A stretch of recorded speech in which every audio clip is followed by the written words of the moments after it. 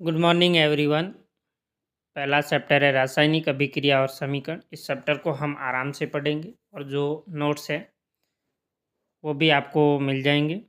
इसको स्टार्ट करते हैं। रासायनिक अभिक्रिया एवं समीकरण, इस चैप्टर में जो भी पढ़ेंगे वो एक बार हम डिटेल देख लेते हैं।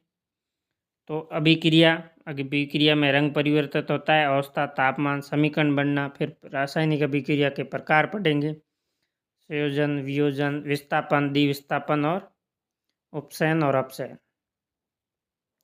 फिर समीकरण को संतुलित करना, ये सब प्रक्रिया देखेंगे। सबसे पहले हम समझते हैं भौतिक परिवर्तन। भौतिक परिवर्तन क्या होता है? वह परिवर्तन जिसमें पदार्थ के भौतिक गुणों में परिवर्तन होता है परंतु रासायनिक गुणों में कोई परिवर्तन नहीं होता है, उसे भौतिक परिवर्तन कहते हैं। जैसे बल्ब जलना, नमक में जल घोलना, मोम का पिघलना, जल का वाष्पीकरण, फलों से सलाद बनाना, मक्खन का बर्तन में पिघलना, ये सब क्या हो जाएंगे? भौतिक परिवर्तन। उसके बाद आता है रासायनिक परिवर्तन। वह परिवर्तन जिससे पदार्थ में रासायनिक गुणों में परिवर्तन होता है परंतु भौतिक गुणों में कोई परिवर्तन नहीं होता, उसको रासायनिक परिवर्तन कहा जाता है। जैसे दूध से दही बनना, लोहे पर जंग लग रहा, आयरन तथा सल्फर से आयरन सल्फाइड, लकड़ी और कागज का जलना। तो हम भौतिक और रासायनिक परिवर्तन में अंतर देख लेते हैं। पदार्थ के केवल भौतिक गुणों में परिवर्तन, अवस्था, आकार में परिवर्तन रासायनिक में हो जाएगा। इस परिवर्तन में बनने वाले पदार्थ रासायनिक गुणों तथा संगठन के प्रारंभिक पदार्थ से पूर्णतः भिन्न होता है। भौतिक परिवर्तन अस्थायी होते हैं, रासायनिक परिवर्तन स्थायी होते हैं।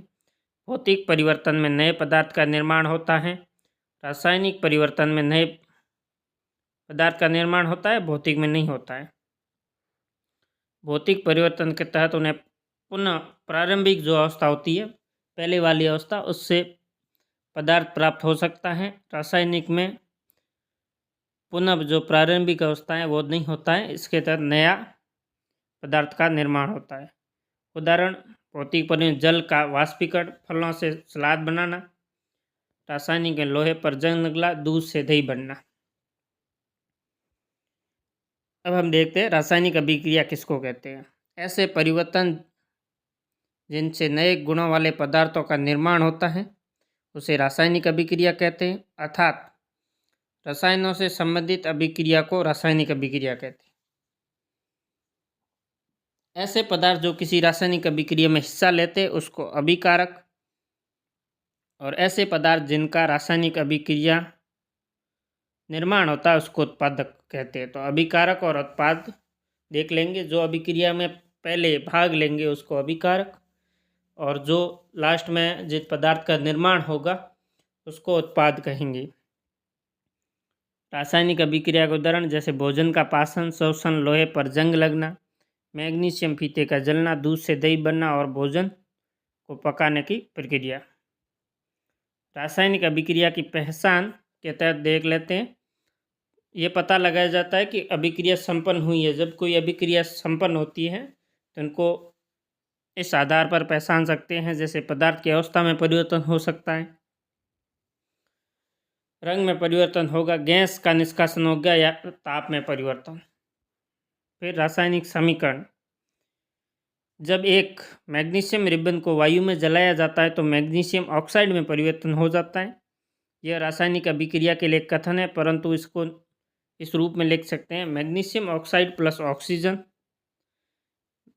तो हो जाएगा मैग्नीशियम ऑक्साइड। मैग्नीशियम का क्या होता है सूत्र? Mg, ऑक्सीजन का O2 और मैग्नीशियम ऑक्साइड MgO। ठीक है, ये अभिकारक हो गया, ये उत्पाद हो गया।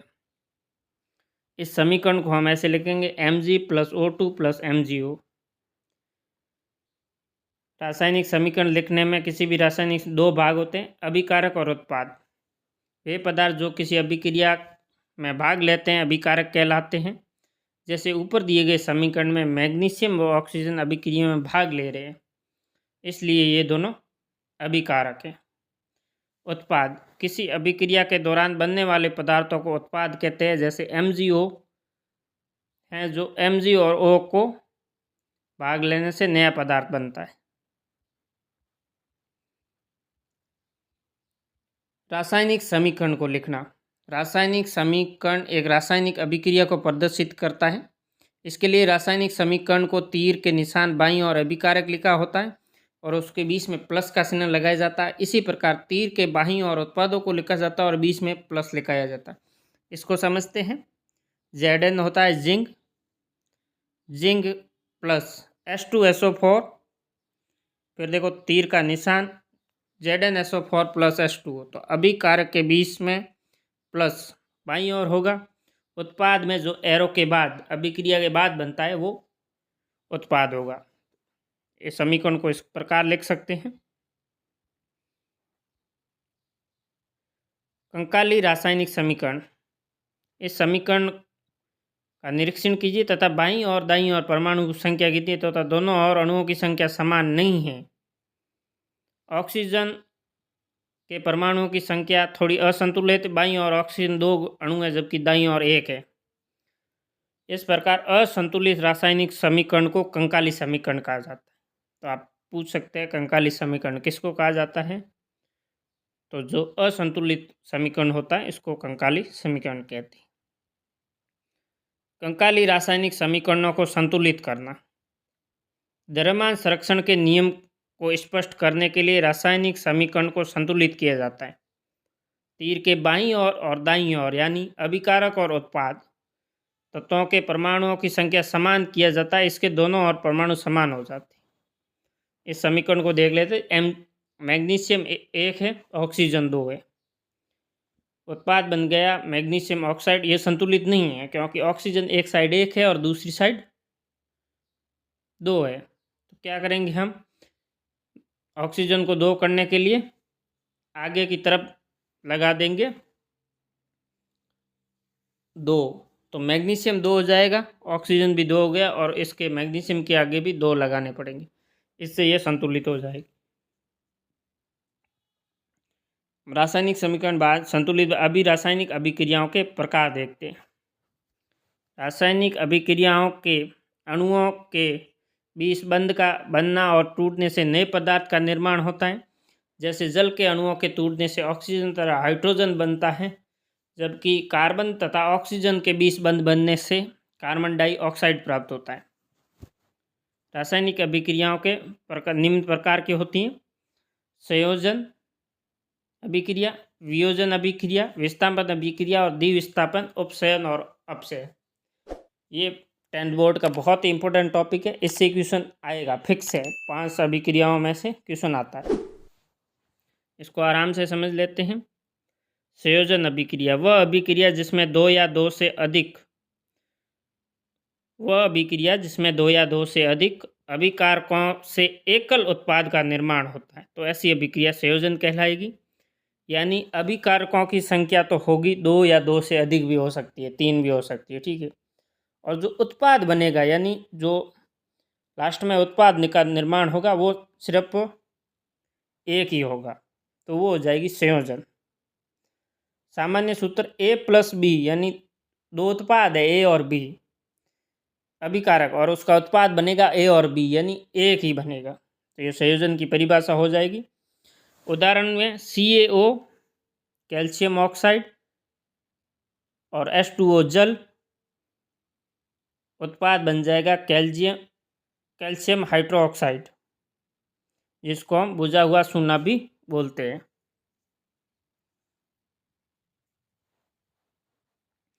परिभाषा के अनुसार रासायनिक समीकरण को संतुलित करने के देखें। कैल्शियम ऑक्साइड और जल में 2 अभिकर्मक हैं और एकल उत्पाद हाइड्रोक्साइड बनाते हैं। कैल्शियम हाइड्रोक्साइड यानी बुझा हुआ सोना होता है, उसका उपयोग दीवार होती है उनको रंग करने या सफ़ेदी करने के लिए किया जाता है। यह एक अवक्षेपण अभिक्रिया है। जब कैल्शियम हाइड्रोक्साइड की दीवार पर पुताई की जाती है तो वायु की उपस्थिति में CO2 से अभिक्रिया करके कैल्शियम ऑक्साइड का एक पतला परत बनाता है, साथ ही H2O का निर्माण होता है जो वाष्पीकृत हो जाता है। इस प्रकार हम समीकरण को देख सकते हैं। Calcium oxide calcium hydroxide plus CO2 उत्पाद हो जाएगा कैल्शियम कार्बोनेट प्लस H2O जल। अन्य संयोजन अभिक्रिया के हम उदाहरण देखेंगे। कोयले का जलना, कोयले का क्या होता है, कार्बन जलता है तो क्या होगा, ऑक्सीजन, C+O2 तो क्या बन जाएगा, CO2। ये भी संयोजन अभिक्रिया का उदाहरण है, बहुत ही सिंपल उदाहरण है, आप याद रख सकते हैं। जल का बनना H2+O2 H2O, सल्फर ऑक्साइड का बनना S+O2 SO2, जंग का फेरस ऑक्साइड बनना। ठीक है, ये सब उदाहरण हो गए संयोजन अभिक्रिया के। ऊष्मा के आधार पर हम देखते हैं अभिक्रिया दो प्रकार की होती है, ऊष्माक्षेपी और ऊष्माशोषी। तो ऊष्माक्षेपी को देख लेते हैं। वह अभिक्रिया जिसके दौरान ऊष्मा का निकलता है ऊष्माक्षेपी अभिक्रिया कहलाती है। जैसे methane CSO4 plus H2O, oxygen से क्रिया करेगा तो क्या बनेगा, CO2 प्लस H2O। ये ऊष्माक्षेपी अभिक्रिया जिसमें कोशिका शोषण के दौरान ऊर्जा मुक्त होती है। साग सब्जियों या सड़े गले घास फूलों या पेड़ पौधों का पत्तों का विघटन होकर कंपोस्ट का बनना, ये भी एक ऊष्माक्षेपी अभिक्रिया का उदाहरण है। अगला है ऊष्मा शोषी अभिक्रिया। वे अभिक्रिया जिसमें ऊष्मा का शोषण होता है ऊष्मा शोषी अभिक्रिया कहलाती है। उदाहरण आप देख ले सकते हो। ठीक है, उसके बाद सेकंड अभिक्रिया आती है वियोजन अभिक्रिया या वियोजन अपघटन अभिक्रिया। वे अभिक्रिया जिसमें एकल अभिकारक वियोजित होकर दो या दो से अधिक उत्पादों का निर्माण करता है। यानी ये संयोजन अभिक्रिया के जस्ट उल्टी है। संयोजन में क्या होगा, दो अभिकारक एक उत्पाद, इसमें एक अभिकारक दो उत्पाद। ठीक है, विघटन अभी तीन प्रकार की होती हैं। ऊष्मा वियोजन, जो जिसका वियोजन यानी वियोजन का अर्थ होता है टूटना, एक पदार्थ का टूट के दो पदार्थ का बनना। संयोजन का होता है जुड़ना, यानी संयोजन में दो अभिकारक हो गए एक उत्पाद बन जाएगा जुड़ के। वियोजन क्या होगा, उसका उल्टा टूटना, तो टूट के क्या होगा, एक पदार्थ टूटता है तो दो बनता है, इस टाइप। FeSO4 टूट के बन गया Fe2+O2 SO2+SO3। इसी प्रकार CaOCO3 टूट के बन गया CaO+CO2। वियोजन, जो विद्युत वियोजन होता है, वियोजन का तीन प्रकार में ऊष्मा विद्युत के रूप में प्रकार होती है। जैसे ऑक्सीजन टूट के क्या बनेगा, हाइड्रोजन प्लस, जल टूट के ऑक्सीजन प्लस हाइड्रोजन। इसी प्रकार प्रकाशीय वियोजन, जब वियोजन की क्रिया के लिए ऊष्मा प्रकाश के द्वारा ऊष्मा प्रदान की जाती हो। जैसे AgCl सिल्वर क्लोराइड Ag+Cl2 में बन जाएगा। इसी प्रकार Ag ब्रोमाइन Ag+Br2। ये थी संयोजन और वियोजन अभिक्रिया, जिनको आप आराम से समझ सकते हो। संयोजन में कोई दो पदार्थ जुड़े हुए होते हैं, दो पदार्थ अब जुड़ के एक उत्पाद बनाते हैं। वियोजन में एक से दो टूट के, नाम से ही पता चल रहा है, तो इसके आप उदाहरण आराम से याद करके नोट डाउन कर सकते हैं। उसके बाद आती है विस्थापन अभिक्रिया। ऐसी अभिक्रिया जिसमें अधिक क्रियाशील पदार्थ कम क्रियाशील पदार्थ को उनके यौगिकों से अलग कर देता है, विस्थापन अभिक्रिया कहलाती है। उदाहरण फेरस प्लस कॉपर सल्फेट,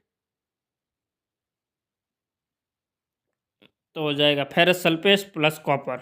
ऐसी अभिक्रिया जिसमें अधिक क्रियाशील पदार्थ कम क्रियाशील पदार्थ को उनके यौगिक से हटा देता है। विस्थापन का अर्थ होता है एक जगह से दूसरी जगह हटाना। तो कौन हटाएगा, जो अधिक क्रियाशील पदार्थ होगा वो किसको हटाएगा, कम क्रियाशील पदार्थ को। तो सिल्वर और कॉपर है, तो इसमें अधिक क्रियाशील कौन होगा,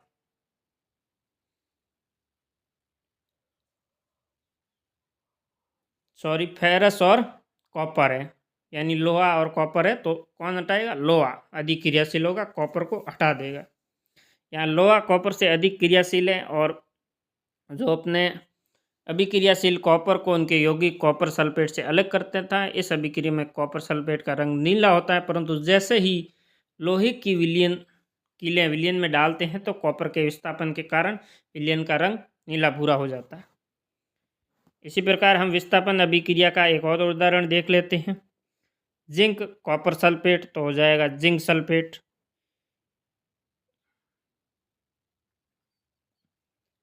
लेड प्लस कॉपर क्लोराइड तो हो जाएगा लेड क्लोराइड।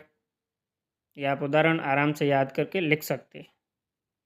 ठीक है, इसके बाद आती है द्विविस्थापन अभिक्रिया। ऐसी अभिक्रिया जिसमें अभिकारकों के बीच आयनों का आदान प्रदान होता है तो द्विविस्थापन कहलाती है। यानी सामान्य फॉर्मूला हो जाएगा, जैसे ए प्लस ए बी है और सी डी है तो ए डी हो जाएगा और सी डी, मतलब आपस में दोनों टाइप से विस्थापन हो जाएगा। इसके उदाहरण आप देख सकते हैं Na2SO4 BlCl2, तो यह NaCl प्रतिविस्थापित हो जाएगा और बेरियम सल्फेट बन जाएगा। NaOH H2SO4 को NO2SO4 बन जाएगा। NaCl AgNO3 तो AgCl बन जाएगा। बेरियम क्लोराइड और बेरियम सल्फेट हो जाएगा इसका। इस प्रकार ये उदाहरण आप आराम से नोट डाउन करके याद कर लें। उसके बाद है उपसैन और अपसैन अभिक्रिया। किसी पदार्थ में ऑक्सीजन की वृद्धि अथवा हाइड्रोजन की ह्रास या कमी हो या दोनों हो अथवा दोनों हो तो उसे उपसैन कहेंगे। ऑक्सीजन की वृद्धि C+O2 क्या हो जाएगा CO2। कार्बन में ऑक्सीजन की वृद्धि होती है और कार्बन डाइऑक्साइड में उपसैत हो जाता है, क्या हो जाएगी उपसैन। ऑक्सीजन की वृद्धि या हाइड्रोजन की कमी उपसैन। ठीक है, इसके बाद P4O2 PO2O, यहाँ फेरस से ऑक्साइड की फास्फोरस में ऑक्सीजन की वृद्धि होगी वह पोटेशियम पेंटाऑक्साइड अपसैत हो जाएगा। अगला है CO+O2 COO, तो कॉपर में ऑक्सीजन की वृद्धि हो जाएगी और कॉपर ऑक्साइड अपसैत हो जाएगा।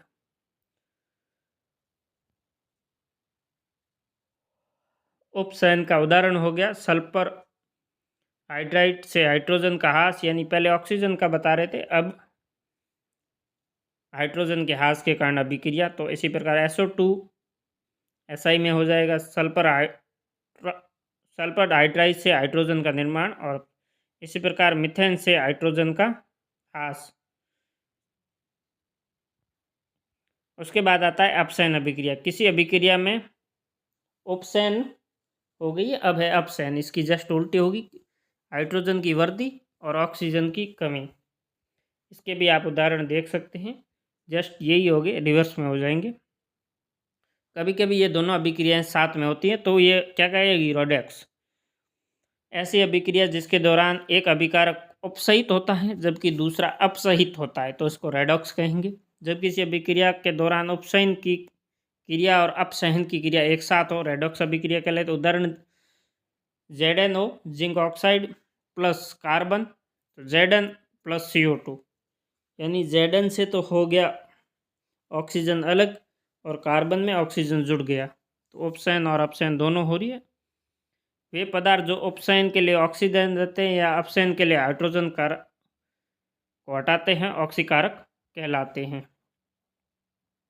इसी प्रकार अवकारक हो जाएगा वह पदार्थ जो ऑक्सीजन को हटाने के लिए उत्तरदायी होता है अथवा अपसहन के लिए हाइड्रोजन देता है, अवकारक कहलाता है।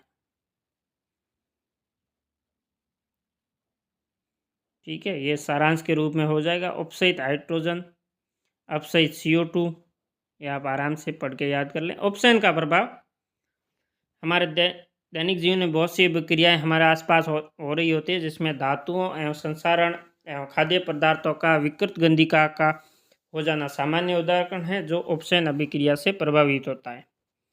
उसके बाद आता है संक्षारण, वह प्रक्रिया जिसमें हवा, जल, नमी से अभिक्रिया कर किसी धातु की सतह को संसारित यानी गलना, जंग लगना जो प्रक्रिया थी वो संक्षारण कहलाती है। नॉट संसारण एवं जंग लगना दोनों अलग चीज़ें। लोहे पर जंग लगने लोहे जैसी धातुओं संसारित हो जाए, इनके बसाने के जो विद्या है वो पूछी जाती है। जस्तीकरण, धातु की सतह पेंट करके धातु की सतह पर तेल लगा के, यानी जंग लगाने की जो प्रक्रिया होती है उसको कैसे बसाया जा सकता है। जो धातु होती है लोहा होता है, इसलिए आपने देखा होगा जो लोहे के गेट होते हैं उन पे कलर कर दिया जाता है या ग्रीस तेल लगा लिया जाता है। अब आता है विकृत गंधी का। भोजन में उपस्थित वसा एवं तेल का वायु जनित उपसैन जिसका उसका स्वाद व गंध बदबूदार हो जाता है, भोजन का इस प्रकार खराब होना विकृत गंधी का कहलाते हैं। विकृत गंधी का एक घटना है जब बहुत समय रखने के बाद वसा या तेलीय पदार्थ उपसहित हो जाता है तो उसका स्वाद बदल जाता है।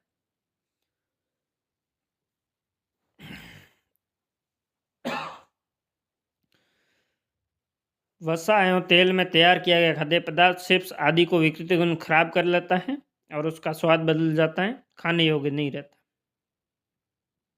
इसलिए जो नमकीन वगैरह चिप्स पैक होती है वो तेलीय और वसा से निर्मित होती है, तो उसमें क्या भरा जाता है उससे बचाने के लिए हाइड्रोजन गैस, ताकि वो लंबे समय से सुरक्षित रहे और ख़राब नहीं हो।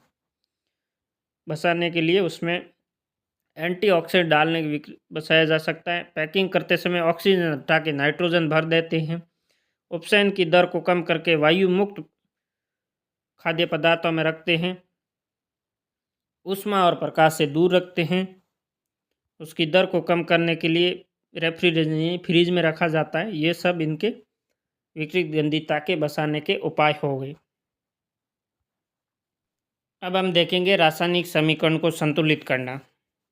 तो उदाहरण के लिए ये हमारा समीकरण है, इसको ले लिया है, ठीक है। तो इसमें देखो सबसे पहले हम उत्पाद को देख लेंगे, इसमें कौन कौन से हैं।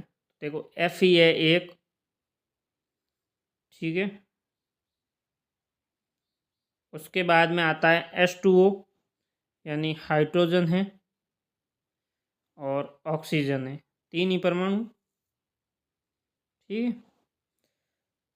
तो अभिकारक में पहले देख लेंगे Fe कितना है, एक, जबकि उत्पाद में तीन।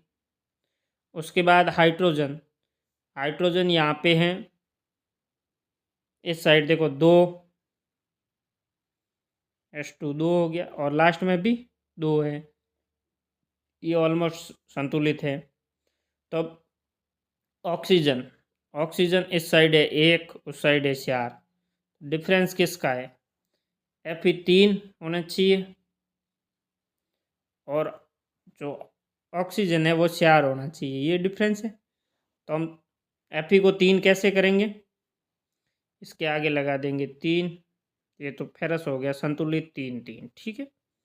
उसके बाद अब ऑक्सीजन, ऑक्सीजन यहाँ चार है तो हम यहाँ चार ऑक्सीजन नहीं लगा सकते, वो गलत तरीका हो जाएगा। यहाँ लगाएंगे चार, यहाँ चार लगाने से क्या हो गया, ऑक्सीजन तो चार चार सही हो गया, जबकि अब हाइड्रोजन यहाँ पे हो गया चार इंटू दो आठ हो गया और इस साइड सिर्फ दो ही है, तो यहाँ पे भी चार लगाएंगे ऑक्सीजन के आगे। इस प्रकार ये संतुलित होगी। तो अब इसको आप वापस देख लीजिए, फेरस के आगे क्या लगेगा, तीन, इसके आगे हाइड्रोजन के आगे चार और यहाँ पे भी हो जाएगा चार, यानी ये वाली अभिकारक और ये उत्पाद में जो परमाणुओं की संख्या है वो बराबर होनी चाहिए। इस प्रकार ये रासायनिक अभिक्रिया को संतुलित करते हैं।